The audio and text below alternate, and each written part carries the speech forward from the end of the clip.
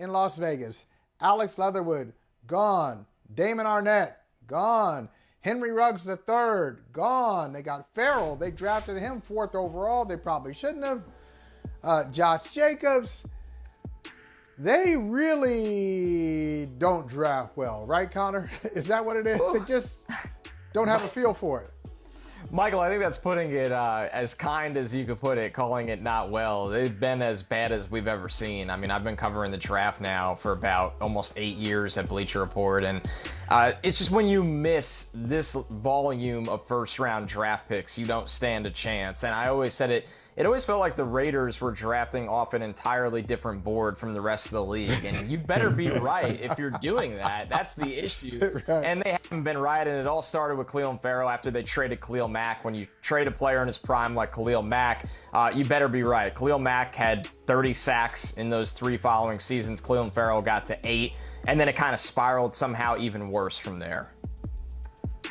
Yeah, so my question, Connor, here's the thing though, like, okay, we can highlight the Raiders, right?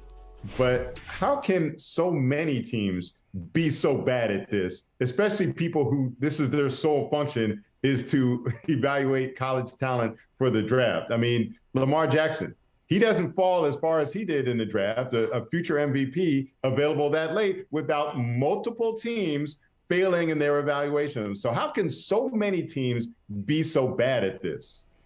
To be completely honest with you, J.A., it's just a lot of people working in the league that all have the same thought process on everything. And to bring it back to Lamar specifically, because I remember having these arguments. And listen, I have a lot of misses, guys, plenty of misses. That year, Lamar, to me, was a top 3 quarterback prospect, and we saw what happened, how far, not just who was drafted ahead of him, but how far he fell in that draft. And the conversation I would always spitball with guys that are in charge of doing these evaluations and making picks was they thought he couldn't develop as a passer. And my counter argument to them was he is such a talented runner and raw talented thrower that will keep him afloat while developing as a passer. And he exceeded those expectations by a mile. He's an extremely special player, an MVP caliber player, and one of a million league misses we've seen. But that's a magnified one of guys are taught growing up in this industry, this is what a quarterback looks like. A drop back, pocket passer, doesn't move, goes through his progressions and throws the ball. The league has completely changed in the last 5 to 8 years. These guys are making plays with their legs. They are posing the threat as runners, and that's opening up the vertical passing attack. The game is just so much more fluid than what it was a long time ago. But the problem is a lot of guys that are making these selections still think it's the other way. Connor, I want to hit on 2 things. That last point there, you know, that the failure to evolve, right, is an important point that you made. But something else that you suggested, you know, if they had doubts about his ability to develop as a passer, what are you paying your coaching staff for, right? Are you saying your coaching staff lacks the ability to teach someone with this clear athletic talent, regardless of what you thought about his skills, the talent was obvious, right? So you're saying that your coaching staff, that you also pay a lot of money to, lacks the ability to develop into an NFL caliber passer? Spot on. And that leads to the next problem is that there are so many differences of opinions between scouting staffs and coaching staffs that lead to a friction of picks. And that's what leads to guys either not lasting, not getting the right chance to develop, having to go somewhere else to get the proper development, as we've seen time and time again.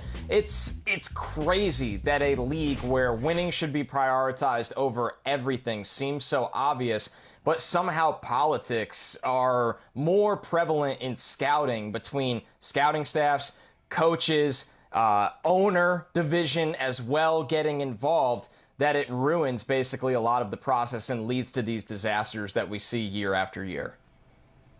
Now, Connor, you said you've had your share of misses. We don't want to talk about the misses. Let's talk about your hits as you go into the 2022 season.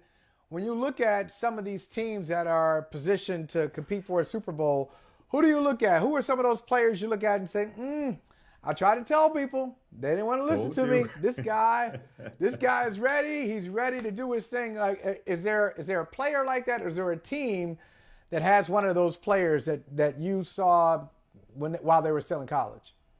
It's a really good question. I think I look at the teams that are not ready to make that Super Bowl jump, but might be ready to surprise people in a couple different ways, right? When you look at a team like the Lions, in my opinion, guys, the hype's gotten a little out of control. I think expecting the playoffs for them isn't even fair to where that regime is in terms of building.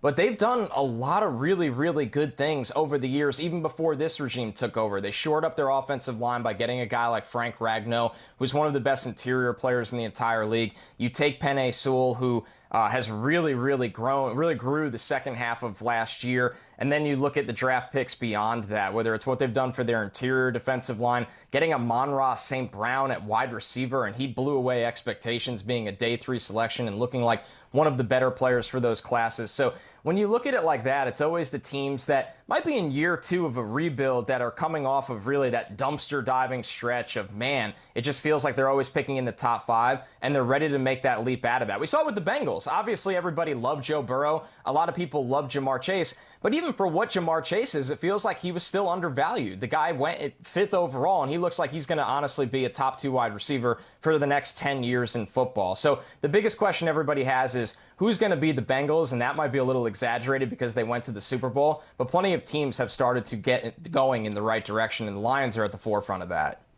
When I hear you talk like this, Connor, I think I think of the Jets. I think that, hey, there's hope for the Jets. If I'm a Jets fan, like, hey, he's speaking to me. Hey, and maybe in a couple years, we had a good draft. In a couple years, we'll be there. Do you like, I know Zach Wilson can't stay healthy in his first couple years in the league, but do you like where they're going and what they're doing? I really do. Yeah, I really do. From a roster perspective, they've taken a gigantic jump. And it's funny. They just led the league in players claimed from other teams from 7. If you said that 5 years ago, nobody wanted any players that were cut by the Jets. And now they're leading the league in that. So it shows the depth that Joe Douglas has been able to build out throughout the entire roster. Listen, guys, I was in the Meadowlands once I was out of a stroller, okay? That's how I was raised, watching Jets games as soon as I could take a couple of steps. So I've seen it all with this franchise for a long, long time. The playoff drought that's over a decade right now is unacceptable. And once again, I think similar to the Lions, they're not ready to end a playoff drought because of how challenging their schedule is. But you could see a deeper roster. They have a pass rush group for Robert Saleh. They went out and got Laken Tomlinson and Dwayne Brown for the offensive line. You look at how much skill talent they've added in this room in just 1 year. You sign C.J. Uzomah, Tyler Conklin, you draft Breece Hall, you draft Garrett Wilson.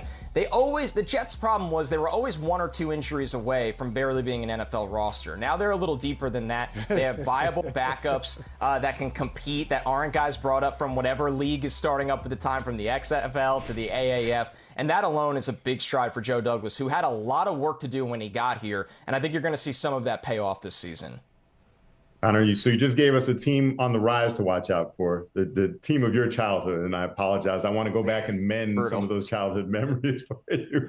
But what's a team that made the playoffs last year that is ripe for a fall?